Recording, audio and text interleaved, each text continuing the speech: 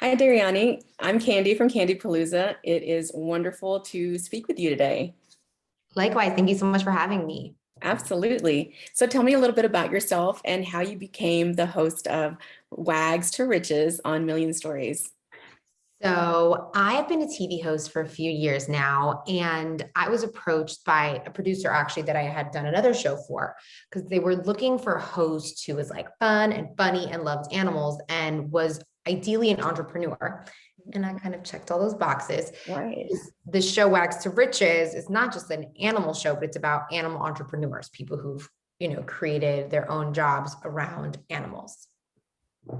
Right. So when you came onto the project, did you have any input on the different stories that you covered? I did have a little bit of input. They already had a list made, but they ended up finding way cooler people than I could have even anticipated with jobs that I still can't believe. I'm like, you guys turned this into a job? That's amazing. Right. I was really impressed with all the episodes. Besides the animal factor, obviously as the host, was there another part of the business that you wanted to really make shine during your interviews? I mean, I think for me, of course, there's just the educational component, Mhm. Million Stories, they really focus on teaching people about financial literacy. So that was something that was really important to bring to the episodes so that every episode is not just entertaining, but educational. But one of the things that I got from, and then therefore wanted the audience to get, is just how inspirational these people were. They really were doing a lot of jobs and creating jobs that were so unorthodox or just like out of the box. And I was inspired and I was like, this is ideally going to inspire a bunch of people to do things that maybe they thought they couldn't do. Absolutely. I totally agree with you. I was blown away with each episode. I feel like it just got better and better and better. I really, really enjoyed it. So tell me, was there a business that you covered? Was there something, one of the businesses that you covered, was there something about one in particular that just stayed with you and you said, you know what, I like that. It just stayed with you. There's a bunch. The first one, and it was really the most emotional for me, was sheep shearing family. It was, generations of sheep shears. I own a restaurant with my dad. So Hmm. that one just, of course, really touched my heart because, obviously business is hard, but especially if you're doing it with and for somebody you love, it's going to be more fruitful. So Right. that really stuck with me because I think sometimes people forget that like you can start successful businesses with your family and it can be a win-win situation for the whole family. Exactly. Yes. I will say that episode, I mean, and I don't know if, just siendo Latina, it was, I wanted to cry. I cried too. And I Nope, just I thought, was crying.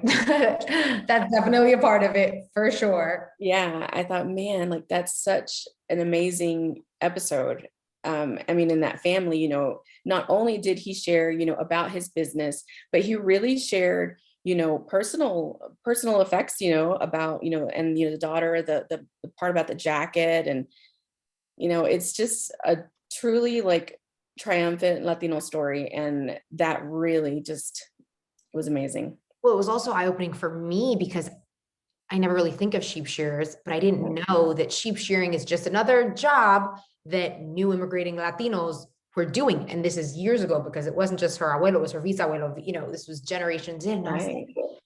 geez, Latinos have been so important to us as a culture for so long in ways that I didn't even think of. And it's nice to see that now this newer generation is really, really thriving. It's no longer like a struggle job or a job that you had to do because there was no other option. Now they're killing it. They're making a bunch of money and thriving. So it was to see the whole story, the whole thing was for me super, super beautiful and meaningful. Yeah, I agree. Cause I mean, just watching it, like I said, it was probably one of my favorite episodes for sure. Um, so, of course, all the episodes are phenomenal, as I've said. Which one was my favorite. And I know you mentioned that one also tugged at your heart, but did you have another one that you're like, don't miss it. Don't miss, if you miss one, don't miss this one. Well, if you're going to talk about emotions, it has to be the horse therapy one. Is that one? Was it that one? Yeah, that one was it's just a beautiful episode because Dr. Sandra Hollies, she is just an amazing person. And I'm of the belief that like animals, humans, we're all the same. We're all beautiful living things. And the fact that horses can help these kids with special needs, I mean, that's really what life is supposed to be, like all of us united, making each other better, you know? I agree. I absolutely agree. So obviously safety for yourself and the animals during the episodes is of the utmost importance during filming, but animals are animals. Did you have, like some funny moments that you were like, oh, did y'all catch that? Or I had a bunch every single episode. The only injury I sustained was when we were doing the sheep shearing episode. This was on a farm, so there was a bunch of different animals. And I was sitting on a bale of hay and I had carrots and I was feeding a bunch of animals. And a pig was a little excited and he bit me, but it was karma. I deserve it because I eat bacon. So, but other than that, no, it was super safe. Well, and also while I did goat yoga, the amount of black and blues that I had on my butt because these goats literally jump from one bag to, but that was like, I mean, literally one of the funniest experiences of my life. Like I would do it all over again because goats have amazing comedic timing. Like it was so funny. Most definitely. So I know you mentioned you have your restaurant that you share with your dad. Did you have pets growing up? Or is there? Yeah. Yeah. We always had a dog. We have a dog now. Her name is Tuti. And my dad also went through like a stage where he just kept rescuing animals. Like different dogs, cats. And then one time he brought home a chicken. Mind you, this is in the suburbs of New Jersey. There was no business. We had no business having a chicken. But yeah, no, animals have always been a part of my life for sure. That's wonderful. So I don't know if anybody else has asked, but during the Crumb and Whiskers episode, you had a date. You know where I'm going with this.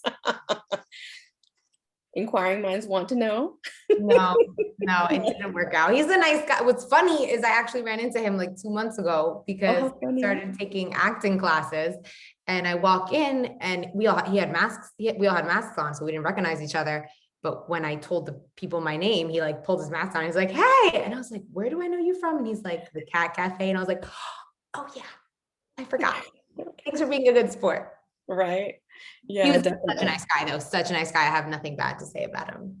That's good. It's an awkward episode. Like, so this is an episode about a cat cafe, also blind date for me. Was that a part of like the production said, hey, this is what we're doing. What are you thinking? Yep.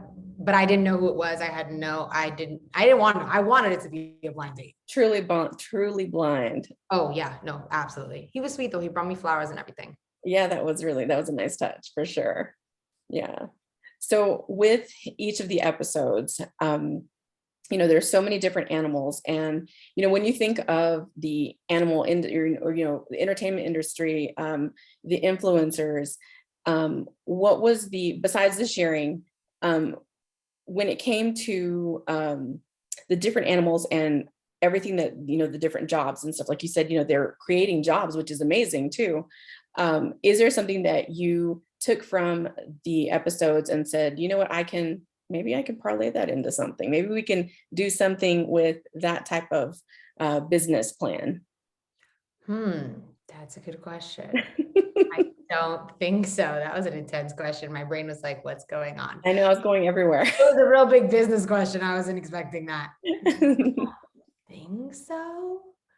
But it made me think of something that I just want to say because I just found this out. So I don't know if you saw the episode of the dog fashion show with like the dog streetwear company. Mm-hmm. He's super inspiring because literally he posted yesterday, the owner of it, that they're going to be in 1,300 Target stores starting on Monday. So I just wanted to say that. I'm just showing him love because like that's, again, it's just really, really inspiring, man. It's super, super inspiring. Yeah, I always, a lot of people say, oh, well, blogging and, do be influencer, that type of stuff, you're pretty much making something out of absolutely nothing, and all of these, different entrepreneurs, they really thought outside of the box. The first episode, I was really with the den, the den spa. I was Mhm. like, okay, that's kind of cool. And so that wasn't your dog, right? No, that wasn't. That was a friend, Okay. because Because I was like, my family dog lives in Jersey. Ludi lives in Jersey. okay.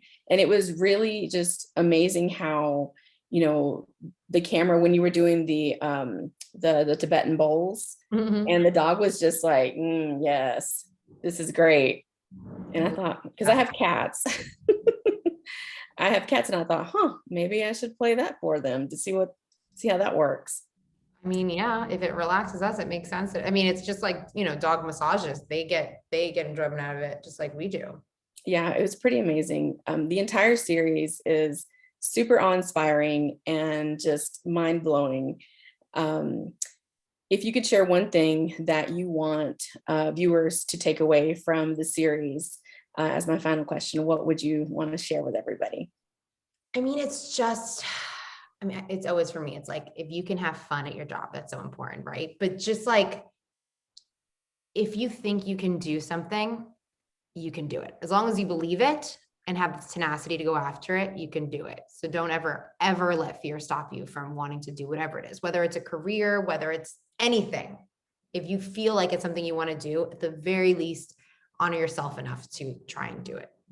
Absolutely. Well, thank you so much for speaking with me today. And hopefully, I don't know if it's if we're looking towards a season 2, hopefully so, because I think there's so many more jobs and businesses that we can expect to see.